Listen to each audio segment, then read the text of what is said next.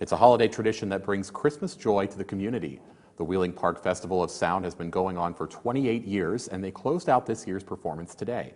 Each section of the music department comes together to play collaboratively, and they've performed all over from the gymnasium to the Capitol Music Hall to West Banco Arena to now at the JV Chambers Performing Arts Center. We have kids who participate in band, strings, choir, and steel drums, and to see the movement from one area to the other and the kids really enjoying themselves, it makes it very special for us as teachers. Students in 9th through 12th grades begin preparing for this concert at the start of the school year, and by the filled seats of the auditorium, it's safe to say that their hard work has paid off.